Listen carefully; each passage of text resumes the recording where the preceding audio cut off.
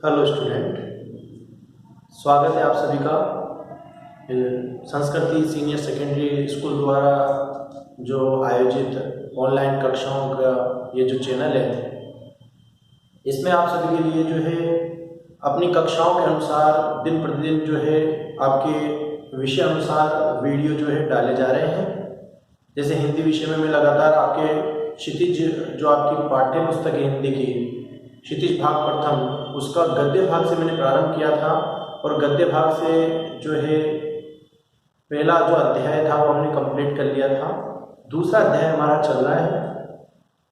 तो आप सभी जो है इन ऑनलाइन कक्षाओं का पूर्ण लाभ उठाएं और अपने जितने भी जानने वाले हैं, अपने मित्र हैं, अपने परिवारजन हैं, उन सभी के साथ में इस चैनल को ज़्यादा से ज़्यादा शेयर करें, सब्सक्राइब करें, लाइक करें, कमेंट करें।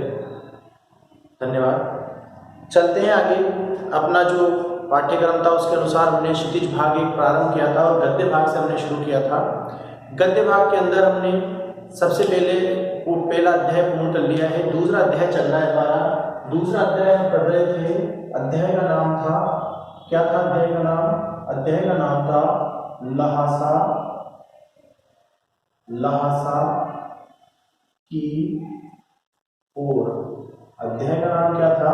लहासा की ओर। और लहासा क्या है? लहासा तिब्बत की राजधानी जो है उसका नाम लहासा है। लिखा हुआ किसके द्वारा है? ये लिखा हुआ है राहुल सांकृत्यायन। राहुल सांकृत्यायन के द्वारा यह अध्याय लिखा गया है। अध्याय का नाम है लहासा की ओर और ये क्या है? ये है एक यात्रा वृतांत। क्या है ये है एक यात्रा वृतांत। ठीक है, ये यात्रा वृतांत है। तो हम पढ़ रहे हैं लहासा की ओर, राहुल सांकृत्यायन का जो ये अध्याय है और ये एक यात्रा वृतांत है। ठीक है। जब लेखक का मूल नाम केदार पांडे था, तो केदार पांडे से जब उन्होंने बौद्ध धर्म ग्रहण किया 1930 में श्रीलंका जाकर, तो उनका नाम उन्होंने बदलकर रख लिया राहुल सांकृत्यायन। और उन्होंने उसी समय 1929-30 के अंदर नेपाल के मार्ग होकर तिब्बत की यात्रा की थी। तिब्बत की राजधानी जो लहासा थी वहाँ की यात्रा की थी। उस समय भारतीयों का तिब्बत जाना जो है अनुमति नहीं थी तिब्बत जाने की। तो उन्होंने एक भिखमंगे के छद्म वेश में, यानी भीख मांगने वाले के रूप में जो है जाकर कहाँ की? तिब्बत की यात्रा की। तो हम उसके बारे में पढ़ रहे थे कि कैसे तिब्बत के लोगों का जनजीवन था, कहाँ वहाँ जो है डाकू, वो जो रास्ते हैं पहाड़ों को काट कर बनाए गए पहाड़ी रास्ते ऊंचाइयों पर, तो आसपास में कौन आने वाला है दिखाई नहीं देता, तो कहीं भी डाकू हमला कर देते हैं। हथियारों का कोई कानून नहीं है, तो कोई भी किसी को मार देता है आसानी से। ये हमने पूर्व में पढ़ लिया था। आज इसी क्रम में आगे चलेंगे, अपन इसी अध्याय की तरफ आगे बढ़ेंगे। पेज संख्या 27 पर आ जाए आप लोग, पेज नंबर 27 पर। आज ये अध्याय अपन पेज नंबर 27 जो है पेज नंबर, यहाँ से आगे बढ़ेंगे। आगे आ जाए, लगभग आधा पेज छोड़ दें, उसके बाद में देखें मैंने आपको टिक मार्क करवाया था कल कि यहीं टिक मार्क कर लें कल की क्लास में। तो आज नेक्स्ट जो क्लास है इसमें यहीं से आगे बढ़ेंगे जहाँ से टिक मार्क करवाया था। जान नहीं पड़ता था कि घोड़ा आगे जा रहा है या पीछे। देखो लेखक जो था, लेखक का घोड़ा बहुत धीरे धीरे चल रहा था और वो बहुत पिछड़ गया था, है ना। तो जैसे उसने बताया था मैं बहुत पिछड़ गया और मैं डॉन क्विक्सटो जो कि एक लेखक है, दार्शनिक था, एक पूर्व में जो घोड़े पर यात्रा किया करता था, उसकी तरह मैं अपने घोड़े पर झूमता हुआ चला जा रहा था। जान नहीं पड़ता था कि घोड़ा आगे जा रहा है या पीछे, और ये पता नहीं चल रहा था कि घोड़ा जो है इतनी धीरे चल रहा है कि आगे जा रहा है या पीछे जा रहा है। जब मैं जोर देने लगता तो वह और सुस्त पड़ जाता। घोड़ा ऐसा था कि जब मैं घोड़े पर और जोर देने लगता तो घोड़ा क्या करता? और सुस्त सुस्त का मतलब है धीमा, और भी ज्यादा क्या पड़ जाता, धीमा पड़ जाता, धीमे चलने लगता। एक जगह दो रास्ते फूट रहे थे, एक जगह दो रास्ते फूट रहे थे, एक जगह दो रास्ते निकल रहे थे। मैं बाएं का रास्ता ले मील 1.5 मील चला गया। मैं बाएं, लेफ्ट हैंड यानी, तो बाएं रास्ते पर कहा, मैं बाएं रास्ते से लगभग मील 1.5 मील चला गया, यानी मील 1.5 मील का भी सफर जो है वो आगे उससे चला गया। आगे एक घर में पूछने से पता लगा कि लड़कोर का रास्ता दाहिने वाला था। आगे मैंने जाकर जब एक घर में मालूम किया तो एक घर में पूछने से मुझे पता लगा कि लड़कोर का जो रास्ता था वे दाहिने वाला था। कैसा था, दाहिने वाला, यानी राइट हैंड साइड, सीधे हाथ पर जो रास्ता छोड़कर आया था। दो रास्ते निकल रहे थे तो लेखक जो था वो बाएं हाथ वाले रास्ते पर आ गया, जबकि उन्हें लड़कोर जाना था। लड़कोर का मार्ग दाएं हाथ से निकल रहा था। फिर लौटकर उसी को पकड़ा। फिर मैं वापस आया और लौटकर मैंने वही मार्ग जो है वो पकड़ लिया, इस मार्ग को प्रारंभ किया। 4-5 बजे करीब में गांव से मील भर दूर था। अब 4-5 बजे जो है मैं गांव से एक करीबन लगभग 1 मील दूर रहा होऊंगा, तो सुमति इंतजार कर रहे थे। तो यहाँ पर सुमति जो थे वो इंतजार कर रहे थे। सुमति वही एक मंगोल व्यक्ति है, सुमति, जिसने बौद्ध धर्म ग्रहण कर लिया था और बौद्ध धर्म के अनुसार इसका नाम जो है सुमति था, यानी इसके नाम का जो अर्थ था वो सुमति होता था। तो नाम की सहायता के लिए इसका नाम यहाँ पर सुमति बताया गया पर कुछ जगह जगह। तो सुमति जो था वो सुमति इंतजार करते हुए मिले। मंगोलों का मुंह वैसे ही लाल होता है, क्योंकि मैंने बताया मंगोल जाति का था, तो मंगोलों का मुंह क्या होता है, थोड़ा लाल रंग का होता है, तो वैसे ही लाल होता है। और अब तो वे पूरे गुस्से में था, और सुमति जो था वो बहुत गुस्से में था। तो उसका पहले ही चेहरा लाल था, मंगोल था, वो और भी ज्यादा उसका चेहरा लाल रंग का नजर आ रहा था। उन्होंने कहा, मैंने 2 टोकरी कंडे फूंक डाले। उन्होंने क्या कहा, मैंने 2 टोकरी कंडे, कंडे यानी कि गाय और भैंस आदि के गोबर से जो बनाए जाते हैं, उपले जिनको हम कहते हैं, जिनको जलाने के काम में लेते हैं, वो कंडे। तो कह रहे हैं मैंने 2 टोकरी कंडे फूंक डाले यानी फूंक डाले, जला डाले। 3 बार चाय को गर्म किया, और 3 बार मैंने क्या किया है, चाय को गर्म किया है। मैंने बहुत नरमी से जवाब दिया, लेकिन मेरा कसूर नहीं है मित्र। लेकिन मैंने जो है बहुत नरमी के साथ उनको जवाब दिया कि लेकिन मेरा कसूर नहीं है मित्र। देख नहीं रहे हो कैसा घोड़ा मिला है मुझे।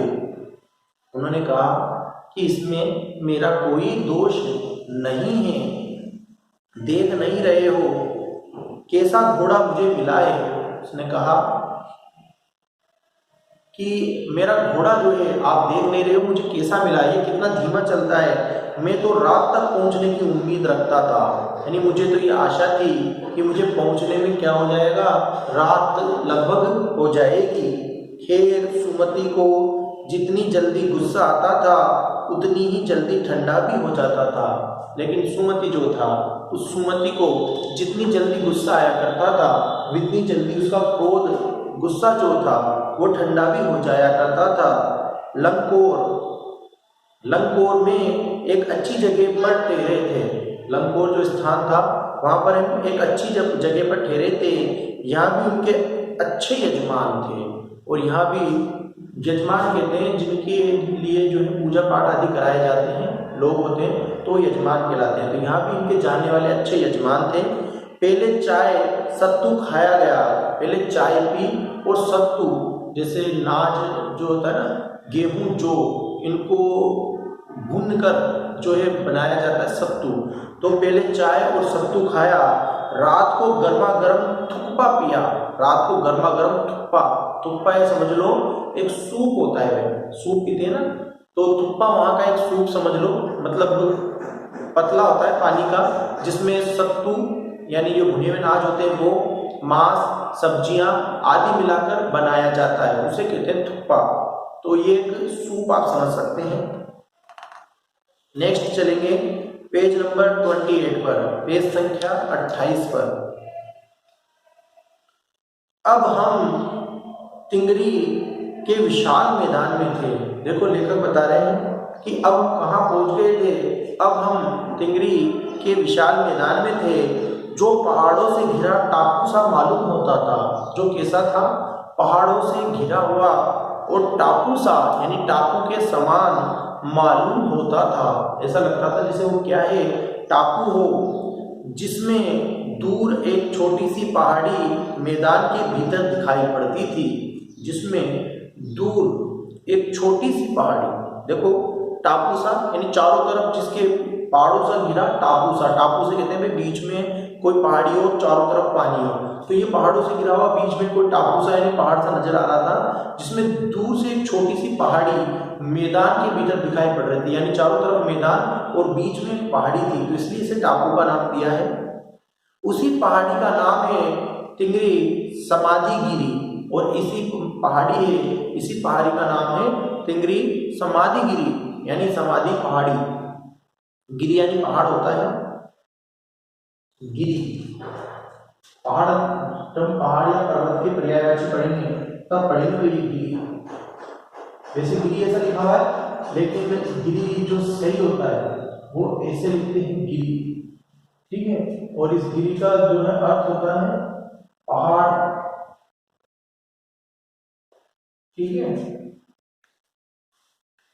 तो आसपास के गांव में भी सुमति के कितने ही यजमान थे। आसपास के गांव जो थे उन गांव में सुमति जो हमारे साथ था उसके कितने ही यजमान थे। कपड़े की पतली पतली चिरी बत्तियों के गड्ढे खत्म नहीं हो सकते थे। कपड़े की पतली पतली चिरी यानी फाड़ी हुई, चिरी यानी फाड़ी हुई,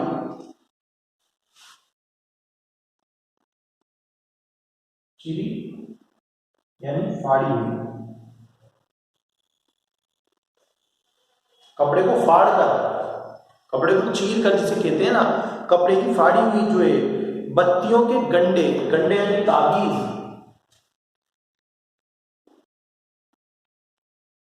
गंडे ताबीज, ताबीज होता है ना भाई, ईश्वर की कोई कृपा का पात्र समझ के छोटा बहुत गले में कोई रस्सी या कोई धागा हम बांध लेते हैं वो। तो यहाँ पर जो सुमति था उसके यजमान थे जिनके लिए वो पुरोहित का काम किया करता था, पूजा का काम किया करता था। तो वो क्या कर रहा था, वो कपड़े की पतली पतली चिरी हुई बत्तियां यानी फाड़ी हुई जो कपड़े की बत्तियां थी उनके गंडे उसके पास थे, यानी उसके ताबीज से उसके पास थे, जो वो इनको बांट रहा था वो खत्म नहीं हो सकते थे। क्योंकि बोध गया से लाए गए कपड़े खत्म हो जाने पर किसी कपड़े से बोध गया का गंडा बना लेते थे। क्योंकि बोध गया से हम जो कपड़े लाए थे अगर वो खत्म हो गए तो हम किसी दूसरे कपड़े को लेकर बोध गया का गंडा यानी ताबीज जो था वो बना लेते थे। वे अपने यजमानों के पास जाना चाहते थे। सुमति जो कि मंगोल एक बौद्ध भिक्षु था, वो अपने यजमान यानी जिनकी वो पूजा पाठ कराने का कार्य करता था उनके यहाँ जाना चाहता था। मैंने सोचा तो हफ्ता भर उधर ही लगा देंगे। मैंने सोचा कि सुमति शायद हो सकता है फिर हफ्ता भर यानी सप्ताह भर का समय, 7 दिन का समय उधर ही लगा देंगे। मैंने उनसे कहा कि जिस गांव में ठहरना हो उसमें भले ही गंडे बांट दो मगर आसपास के गांवों में मत जाओ। मैंने कहा, मैंने किसने, लेखक ने उनसे कहा कि जिस गांव में ठहरना हो, कि तुम्हें जिस गांव में ठहरना हो उसमें भले ही गंडे बांट दो, भले ही उसमें क्या करो जाकर गंडे यानी ताबीज बांट दो मगर आसपास के गांव में मत जाओ। मगर क्या करो कि आसपास के गांव में मत जाओ, नहीं तो बहुत समय लग जाएगा। इसके लिए मैं तुम्हें लासा पहुंचकर रुपए दे दूंगा। और इसके लिए मैंने उसे ये भी कहा कि मैं तुम्हें तिब्बत की राजधानी जब हम ल्हासा पहुंच जाएंगे तो ल्हासा पहुंचकर मैं तुम्हें क्या दे दूंगा, रुपए दे दूंगा। सुमति ने स्वीकार किया। दूसरे दिन हमें भरिया ढूंढने की कोशिश की।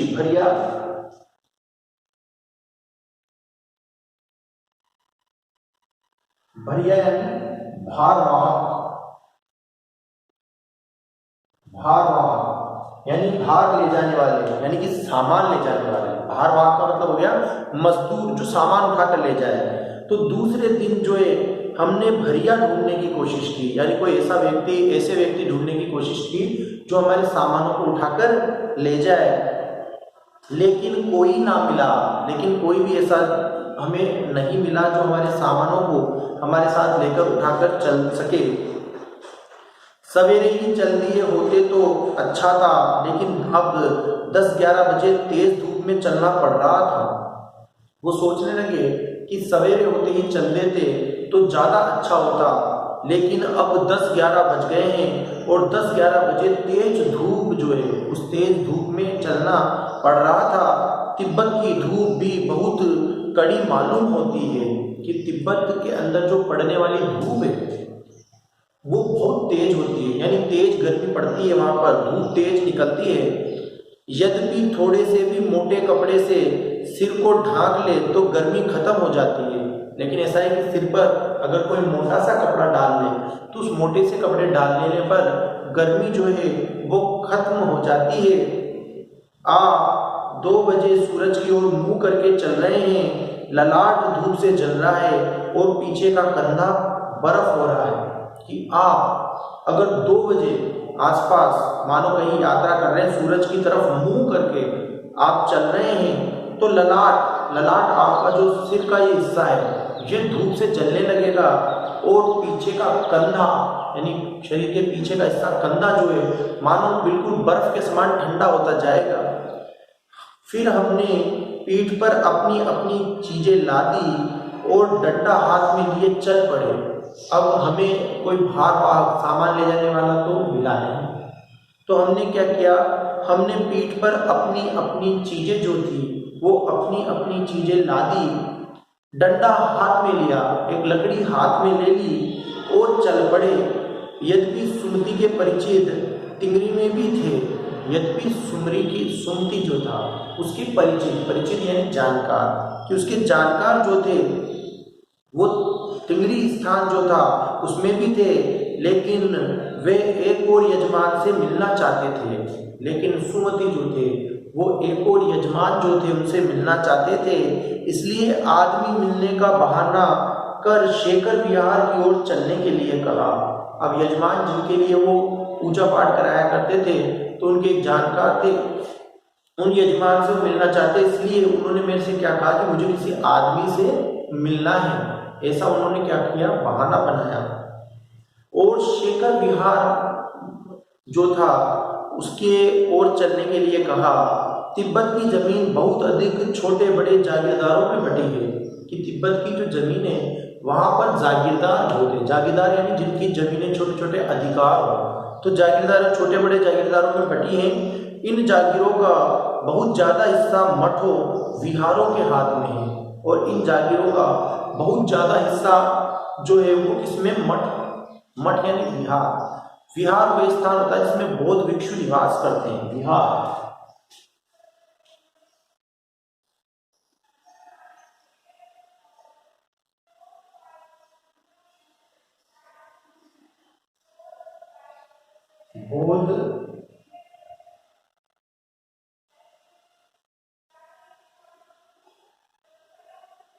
बौद्ध भिक्षुओं का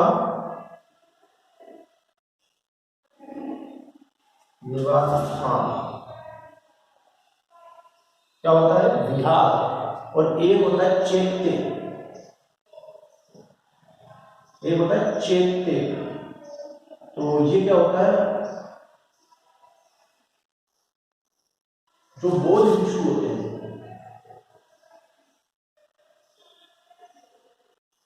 बौद्ध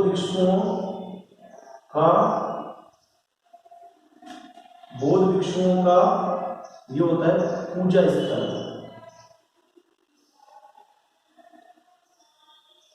ठीक है भाई, 2 चीज आई है, एक तो विहार होता है, चैत्य होते हैं, दोनों अलग अलग चीजें। विहार जो होता है जिसमें बौद्ध भिक्षु क्या करते हैं, निवास स्थान होता है, निवास करते रहते हैं, वो तो विहार कहलाता है, इसको मठ भी कहते हैं। और चैत्य बौद्ध भिक्षुओं के पूजा स्थल, पूजा का स्थान जो होता है वो चैत्य कहलाता है। तो अब ये कह रहे हैं कि यहाँ विहार जो है उन विहारों मठों में जो है हाथ में थी, जिसमें बौद्ध भिक्षु निवास किया करते थे। अपनी अपनी जागीर में हर एक जागीरदार कुछ खेती खुद भी कराता था। अब अपनी अपनी जागीरी के अंदर क्या करते थे कि हर एक जागीरदार जो था कुछ खेती खुद भी कराता था। जिसके लिए मजदूर बेगार में मिल जाते थे, जिसके लिए मजदूर बहुत सस्ते, बेगार जिनको कुछ भी ना दिया जाए या थोड़ा बहुत देकर बहुत ज्यादा काम करा लिया जाए, उसे कहते हैं बेगार। तो बेगार में मिल जाते थे। खेती का इंतजाम देखने के लिए वहां कोई भिक्षु भेजा जाता था, जो जागीर के आदमियों के लिए राजा से कम नहीं होता था। अब बहुत भिक्षु जाता था तो जागीर के आदमियों के राजा के समान होता था, वो उसके अधिकार बहुत होते थे। शेखर की खेती के मुखिया भिक्षु नम से बड़े भद्र पुरुष थे। अब शेखर विहार जब हम जा रहे थे तो शेखर विहार की बात कर रहे हैं कि शेखर की खेती, शेखर स्थान है तो उसकी खेती के मुखिया जो थे भिक्षु थे, जिनका नाम था नम से, बड़े भद्र पुरुष यानी बहुत ही सज्जन व्यक्ति थे। वे बहुत प्रेम से मिले, वो हमसे बहुत प्रेम से आकर मिले। हालांकि उस वक्त मेरा वेश ऐसा नहीं था कि उन्हें कुछ भी ख्याल करना चाहिए था। उस समय मेरा वेश ऐसा नहीं था, लेखक बता रहा है कि उन्हें कुछ भी ख्याल करना चाहिए था। यह एक अच्छा मंदिर था जिसमें कंजूर यानी बुद्ध वचन अनुवाद, जिसका अर्थ होता है भगवान बुद्ध के वचनों का अनुवाद, जिसमें उसकी हस्तलिखित यानी हाथ से लिखी गई, हस्तलिखित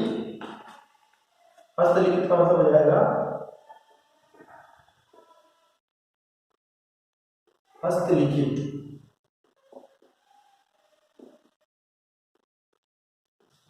हाथ से लिखी गई या हाथ के द्वारा लिखी गई, हाथ से लिखी गई हस्तलिखित 103 पोथियां, पोथियां यानी ग्रंथ, पोथियां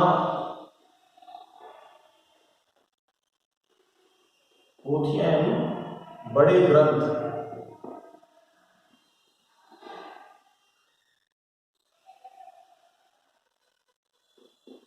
पोथियों का मतलब है बड़े ग्रंथ।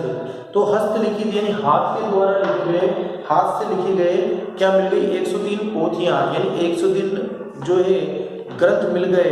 मेरा आसन भी वहीं लगा और मेरा आसन यानी मेरा बैठने का स्थान भी वहीं लगा यानी वहीं पर लगाया गया। वे बड़े मोटे कागज पर अच्छे अक्षरों में लिखी हुई थी। और वे क्या थी? बड़े मोटे कागज पर, यानी वो जो ग्रंथ बता रहे हैं वो ग्रंथ कैसे थे? बड़े मोटे कागज पर, यानी बहुत ही मोटा और अच्छी क्वालिटी का जो कागज था उस कागज पर अच्छे अक्षरों में लिखी हुई थी। एक एक पोथी 15 सेर से कम नहीं रही होगी, यानी एक एक पोथी यानी ग्रंथ जो था उसका वजन 15 सेर यानी 15 किलोग्राम, लगभग 15 किलोग्राम से कम नहीं रहा होगा। सुमति ने फिर आसपास अपने यजमानों के पास जाने के बादों में पूछा। अब सुमति जो था उसने फिर पूछा मेरे से कि मैं आसपास मेरे यजमान है उनसे मिलाऊं।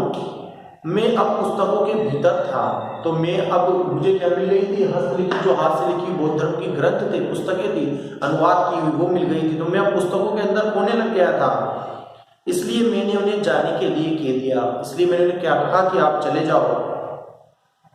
दूसरे दिन वे गए।